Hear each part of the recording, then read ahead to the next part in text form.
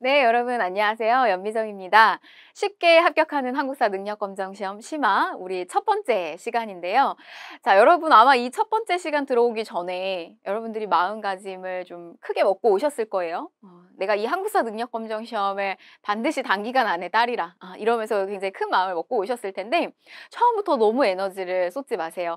항상 공부를 하실 때는 처음과 끝까지 일정한 수준의 에너지를 쓰다가 마지막 시험장에 갈 때 자기의 이제 모든 에너지를 마지막에 쏟으셔야 되는데 보통의 이제 공부를 하시는 분들은 처음에 너무 많은 에너지와 너무 많은 꼼꼼한 계획을 세워서 이게 우리 작심삼일이라고 하잖아요. 3일도 못 가서 금방 얼마 안 돼서 이렇게 힘이 다 빠져버리게 되는 이런 상황을 맞이할 수가 있어요. 첫 번째는 선사시대 파트입니다. 여러분 너무 힘들이지 마시고요. 조금 이렇게 가볍게 워밍업 한다라고 생각하고 따라오시면 되겠습니다. 자, 그런데 여러분, 우리 본 수업 들어가기 전에요. 효율적인 학습을 위해서 여러분들 준비하셔야 될 게 있어요. 일단 첫 번째는 강의 시작 전에 항상 매 강의 시작 전마다 여러분들이 미리 교재 내용을 한 번쯤은 좀 살펴보고 오시는 게 좋습니다. 그러니까 이걸 꼼꼼하게 보라는 게 아니라요. 약 한 5분에서 10분 정도 내가 오늘 강의를 들을 거면 이제 들어야 되는 그 강좌 수만큼의 내용을 이렇게 한번 살펴보세요. 목차 정도만 보셔도 좋아요. 그러면 여러분들이 본 강의를 들었을 때 훨씬 더 이해의 속도가 빨라집니다. 그래서 꼭 그렇게 하셨으면 좋겠고, 그 다음에 이제 두 번째는 얇은 노트를 준비한다. 이것도 뭐 좀 거창하게 생각하실 필요는 없고요. 항상 이 한국사는 전체적인 흐름이 무엇보다도 중요해요. 안에 들어가 있는 작은 낱개의 어떤 여러 사건이라던가 개별적인 인물, 뭐 여러 가지 뭐 지엽적인 내용들을 여러분이 너무 거기에 포커스가 맞춰져 있으면 막상 정작 굵직한 한국사의 전반적인 큰 흐름을 놓치는 경우가 있어요. 그래서 제가 본 내용을 들어가기 전에 요렇게 좀 굵직한 흐름의 내용에 좀 어떤 중심 포인트를 잡아 드릴 텐데 그런 내용들 여러분들이 간단하게 옆에다 좀 쓰실 수 있었으면 좋겠다라고 하는 겁니다.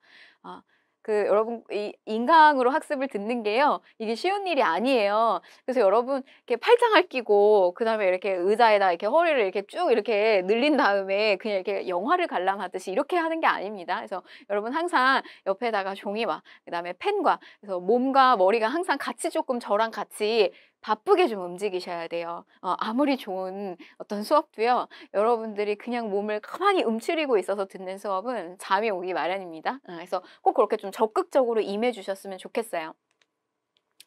자, 그러면 선사시대 파트 좀 들어가 볼게요. 우리 기준 시험이에요. 개편되기 전에 고급 기준으로 3개년의 출제 비중을 좀 살펴보게 되면 이 선사시대 파트는 약 4% 정도 차지하는데 2문제에서 3문제 정도? 약 한 2문제 정도 예상하시면 되겠습니다. 그래서 이 선사 파트는요. 보통 이제 첫 번째 구석기, 신석기, 청동기의 어떤 중요한 특징, 그다음에 이제 두 번째는 열어놔라. 그다음에 우리가 요거 세 번째 문제까지 간다라고 하면 이제 고조선이라든지 뭐 요런 나라들의 어떤 내용들이 문제가 출제가 돼요. 아주 단골 주제가 되겠어요. 반드시 한 문제씩은 꼭 출제가 되는. 자, 그러면 여러분 이 선사시대가 뭘 의미하는 거냐? 이거를 한자식으로 좀 바꿔서 표현을 해보게 되면요.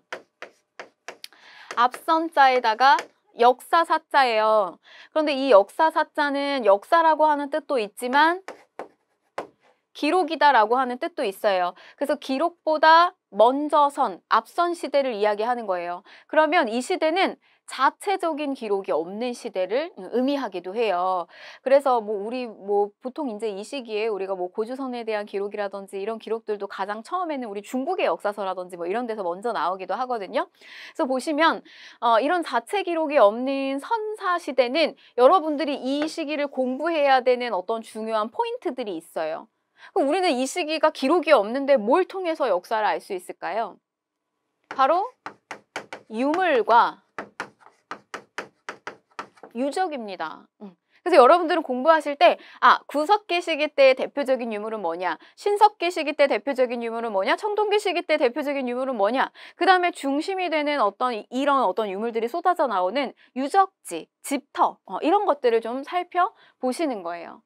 자, 그 다음에 요게 이제 중요하고 그 다음에 이제 또 하나의 포인트가 되는 건 뭐냐면 우리가 역사를 전체적인 시대사적 흐름 말고요. 분야사적인 흐름으로 우리가 한번 공부를 해볼 수 있거든요.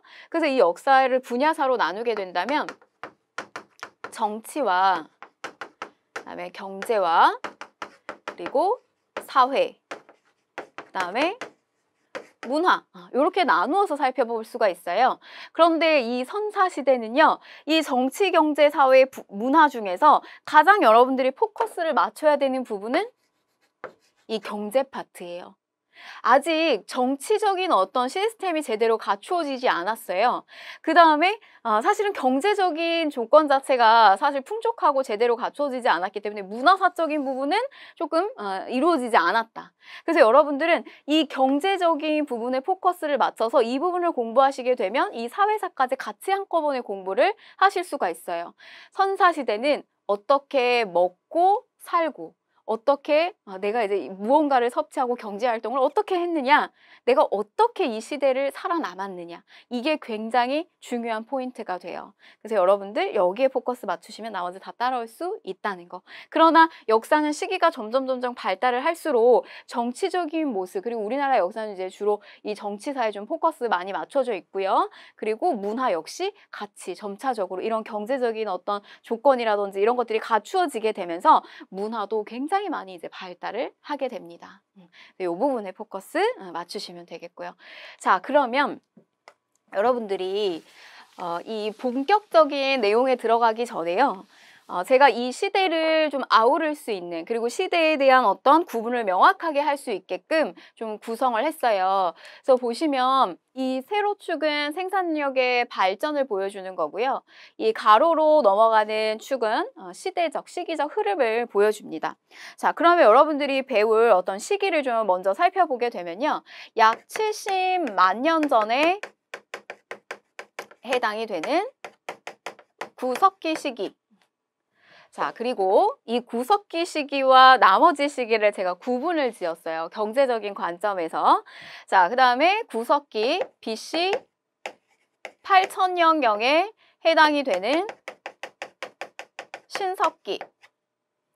자, 그리고 BC 2000년경쯤으로 추측이 되는 청동기. 그리고 BC 5세기 정도의 철기 시기, 이렇게 좀 살펴볼 수가 있고 시기 구분을 좀 해볼 수가 있습니다.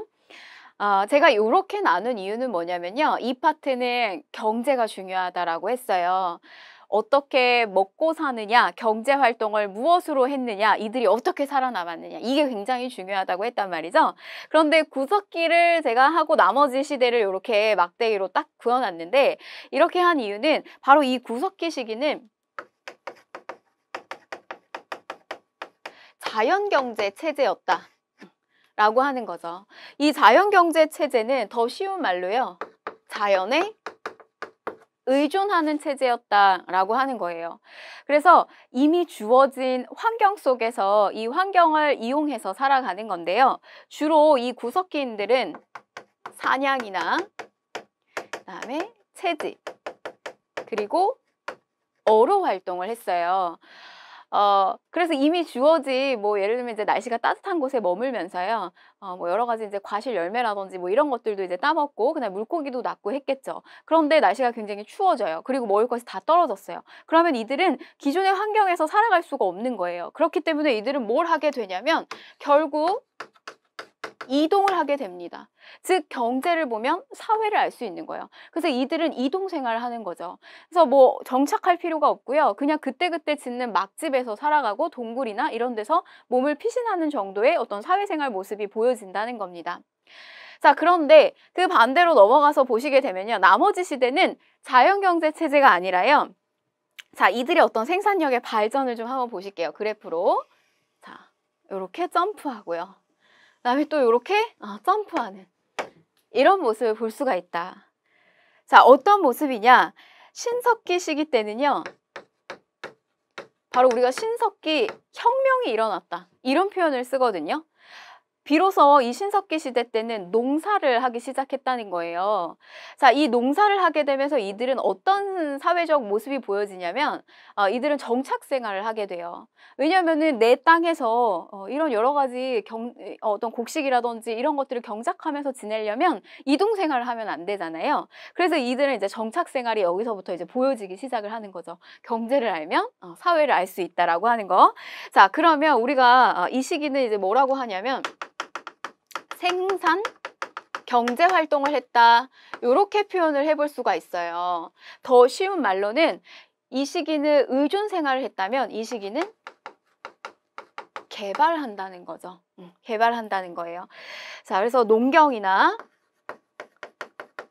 목축 같은 것들. 그래서 그때그때 사냥을 통해서 잡아먹고 끝나는 것이 아니라 울타리를 가둬가지고 키우는 거죠. 그리고 정착생활을 하면서 농사를 짓고요. 바로 이렇게 자연을 개발하는 생산경제의 시스템으로 올라가게 됐다는 거예요. 자, 그런데 신석기 시기 때는 신석기 혁명과도 같은 농사 처음으로 이 시기 때 시작이 되는데 조, 피, 수수와 같은 밭농사를 시작을 하게 되고요. 그런데 이 청동기 무렵에 가게 되면 더 한번 점프업을 하게 돼요. 그래서 이 시기는 어떤 점프업을 하게 되느냐? 드디어 농사를 짓게 됩니다. 그래서 조피, 수수 같은 먹으면 금방 이렇게 꺼져버리는 게 아니라 그런 곡식이 아니라 우리가 이제 탄수화물을 섭취하게 되는 거예요. 먹으면 배가 두둑하게 불러오는. 그래서 이제 먹다 보니 남는 잉여 생산물이라는 것도 점점 생기게 되는 거죠. 그러면 잉여 생산물이 생긴다는 거는 더 많이 가진 자와 덜 가진 자이라고 하는 어떤 사유 재산에 대한 차이가 생긴다는 거예요. 그럼 뭐가 발생할까요? 계급이 발생을 하게 됩니다. 바로 그 시기가 청동기의 사회적 모습이에요. 자, 그 다음에 넘어가서요. 철기 시기로 들어가게 되면 더 발전을 하게 돼요. 자, 뭐가 나오게 되냐면 철제, 농기구가 나와요. 즉, 이 철제 농기구라고 하는 건요, 더 단단한 거예요. 그래서 저 단단한 철이라고 하는 게 본격적으로 유입돼서 들어오고 농기구가 활발하게 만들어지기 시작하면서부터는 깊이 가리가 가능해지죠. 그래서 땅을 깊이 갈고 이 땅 밑에 있는 지력을 끌어올릴 수가 있는 거예요. 그러면 농사는 점점 더 잘 되겠고 비옥한 토지를 통해서 이런 생산력에 대한 어떤 증가가 더 많이 이루어질 수 있겠구나. 라고 하는 걸 우리가 알 수 있게 됩니다.